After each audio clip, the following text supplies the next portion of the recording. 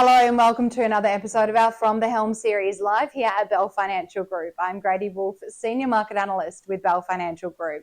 Today I thought let's do something different. We'll bring to you our Meet the Analyst series and From the Helm series in one video. That way you can understand the in-depth analysis and research that goes behind the valuation of the companies our Bell Potter research team does, at the same time as hearing from the Helm, the CEO of the company themselves.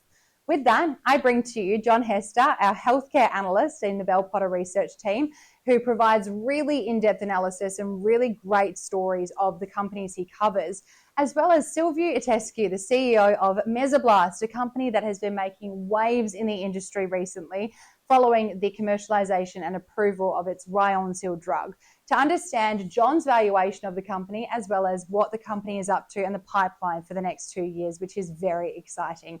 Gentlemen, thank you for joining me today. Thanks, Grady. Thanks. Good to be here.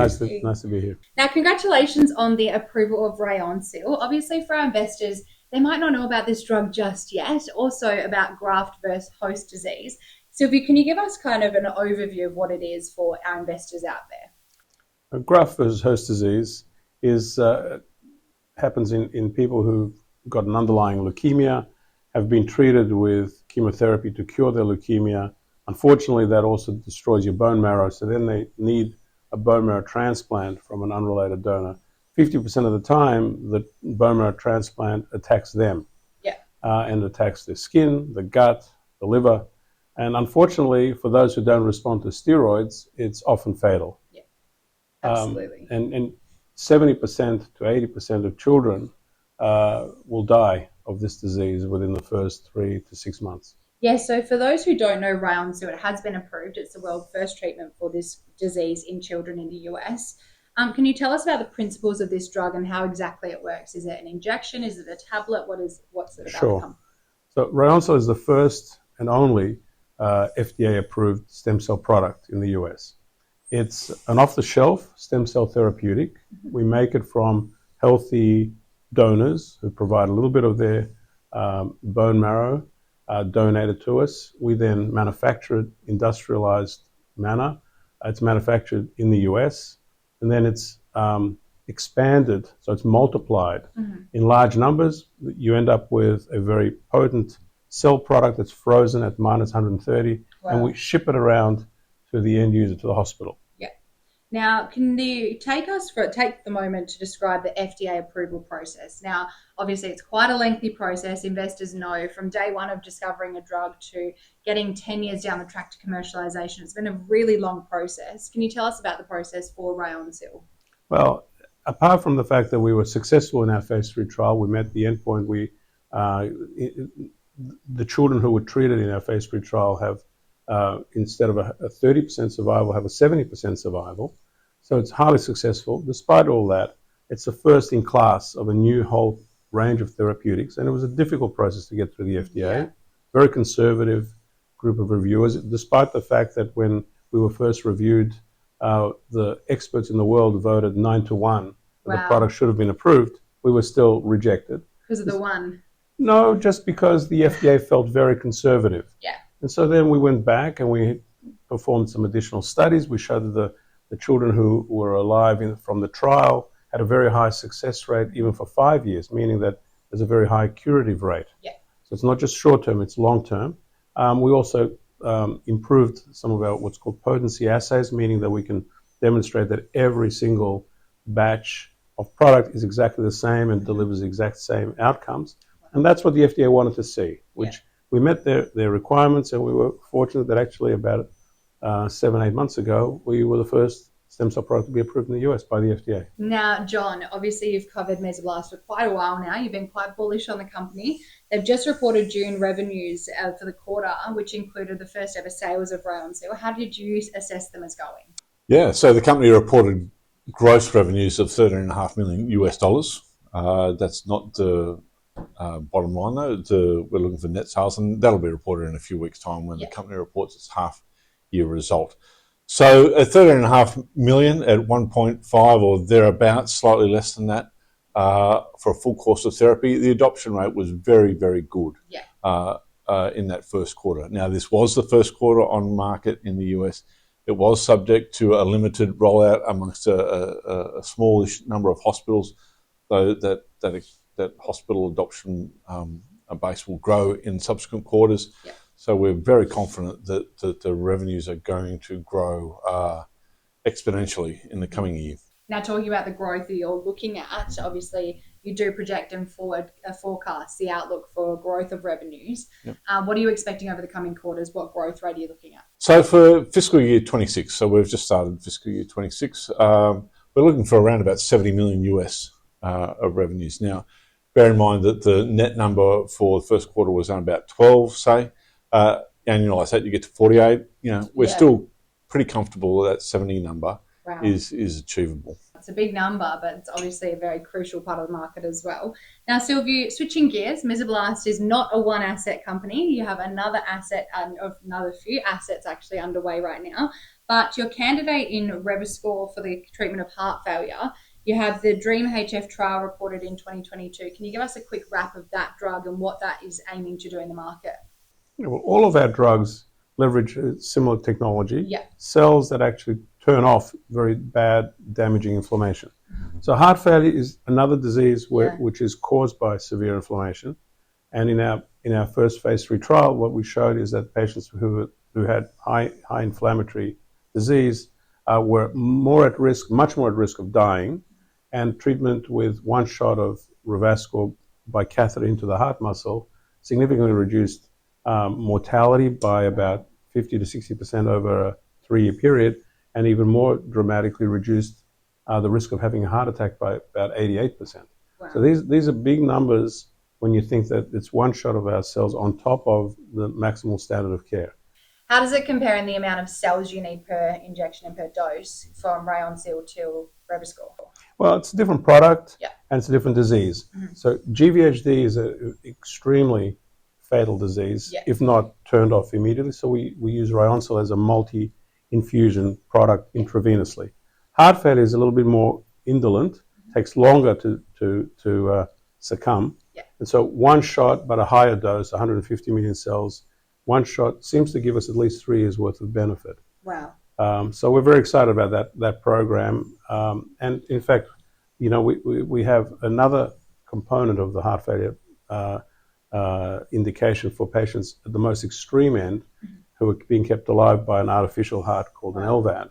In that group of patients, again, the same product, Revascor, single injection, improved survival through 12 months as well. So in 2 overlapping studies, we've now seen survival benefits.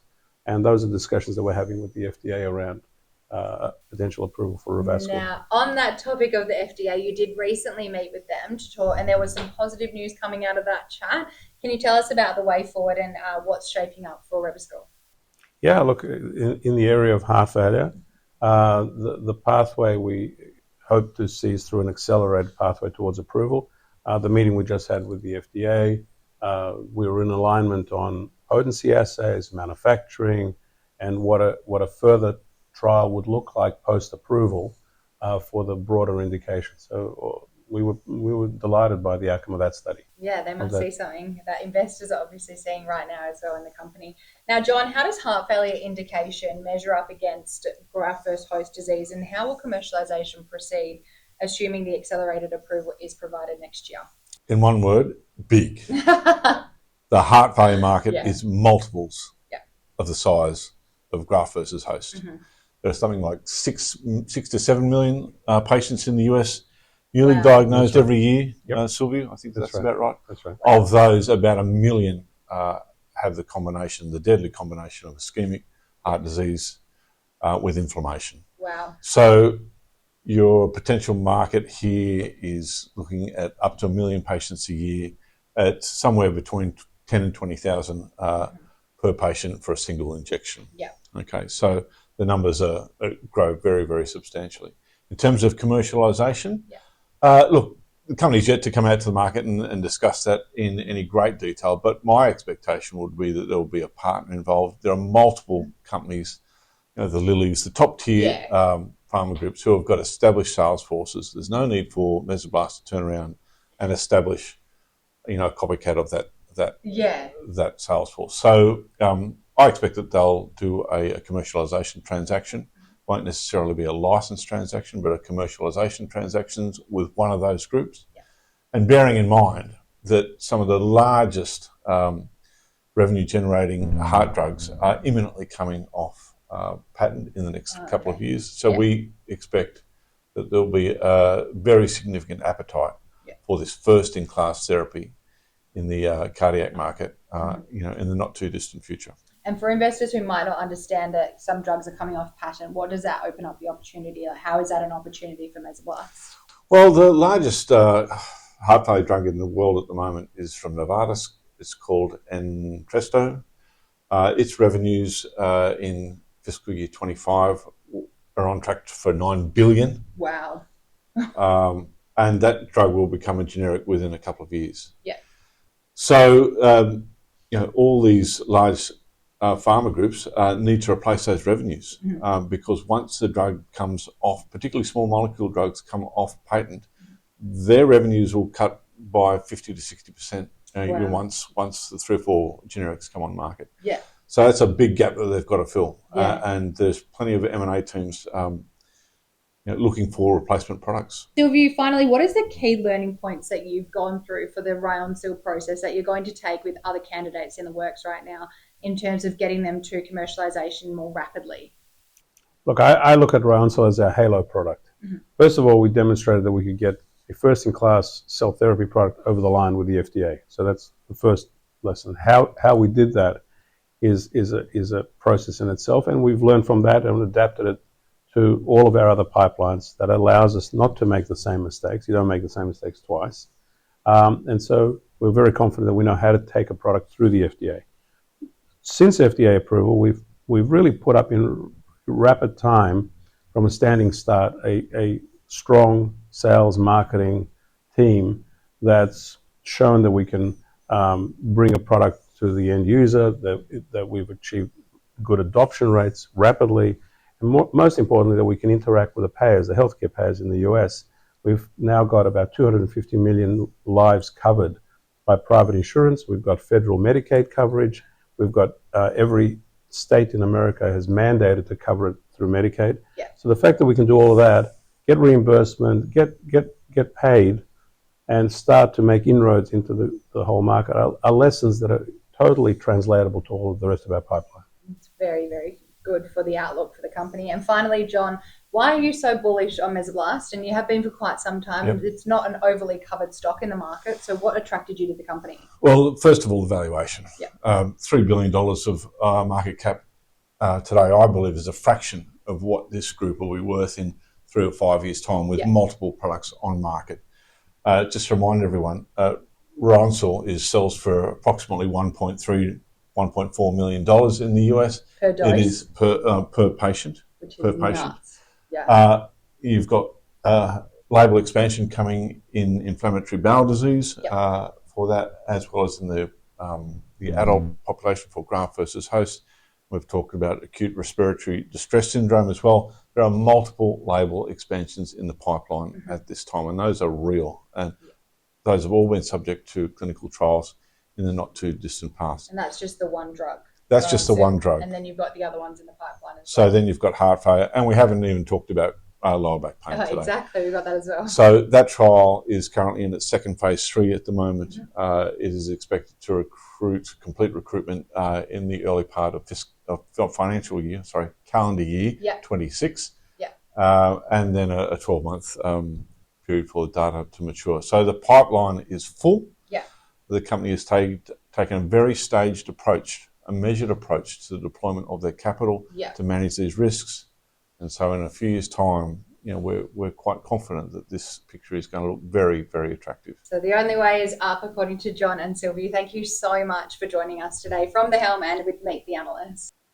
Thank you so much for joining us for that episode of From the Helm and Meet the Analyst. I really hope you enjoyed that insightful outlook on both how John analyzes Mesoblast and also for so much in the pipeline for Mesoblast from the company themselves.